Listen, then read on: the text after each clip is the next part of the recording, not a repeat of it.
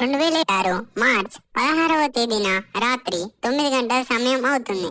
Afghanistan capital Kabul చాలా ప్రశాంతంగా ఉంది. ఇది రంజాన్ మాసం. ప్రజలందరూ నమాజ్ ముగించుకొని ఇళ్లల్లో విశ్రాంతంగా ఉన్నారు. ఆ సమయంలో యుద్ధ విమానాల శబ్దం వినిపించింది. ఒక న్యూస్ రిపోర్టర్ యుద్ధ విమానాన్ని చూశారు. కొన్ని సెకండ్లలోనే ఒకటి కాదు, వరుసగా 3 పేలుళ్లు జరిగాయి. ఏం జరిగిందో తెలుసుకోవాలంటే ఈ వీడియోను చివరి వరకు చూడండి.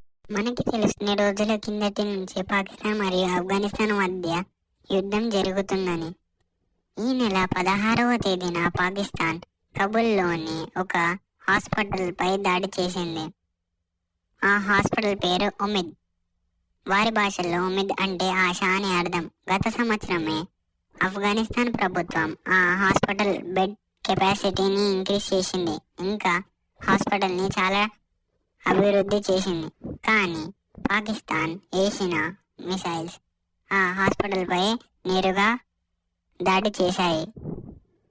పాకిస్తాన్ ప్రధానమంత్రి మోషరెఫ్ జయీద్ మాట్లాడుతూ, మేము ఏ సివిలియన్ ఆసుపత్రిపై దాడి చేయలేదు, మా లక్ష్యం కేవలం మిలిటరీ క్యాంప్సే అని చెప్పాడు. అక్కడ ఇది మేం చేసిన పని కాదు, తాలిబాన్లు చేసిన పని అని మాట్లాడుతూ వచ్చాడు. ఇక్కడ సెకండ్ డిటోనేషన్ జరిగింది. సెకండ్ డిటోనేషన్ అంటే తెలియాలంటే వీడియోని లైక్ చేయండి. సెకండరీ డిటోనేషన్ అంటే మిసైల్స్ ద్వారా వచ్చే వేడి నుంచి గన్ పౌడర్స్ లేదా మిసైల్స్ కాలిపోవడాన్ని సెకండరీ డిటోనేషన్ అంటారు. ఇక్కడే గూగుల్ మ్యాప్స్లో ఒక మిస్టేక్ దొరికింది. వారు ఆసుపత్రి నుండి చాలా దూరంలో దాడి చేశాము అని చెప్తున్నప్పటికీ గూగుల్ మ్యాప్స్ ప్రకారం అది ఆసుపత్రికి కేవలం 4 కిలోమీటర్ల దూరం అనే ఉంది.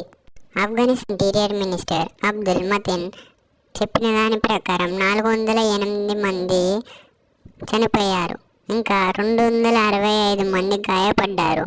ఇది అంతా ఒకటే దాడిలో జరగడం ఆశ్చర్యం. ఇంకా అక్కడే సమీపంలో ఉండే 180 ఫీట్ల పొడవైన బిల్డింగ్ అక్కడికక్కడే కూలిపోవడం ఆశ్చర్యానికి గురి చేసింది. ఇంకా దాని దగ్గరుండే ఒక బ్లాక్లో 16 నుంచి 18 వయసు గల పిల్లలు ఉన్నారు. ఆ బ్లాక్ కాలిపోవడంతో అక్కడున్న పిల్లలందరూ చనిపోయారు. For more information, wait for next video. Please subscribe my channel.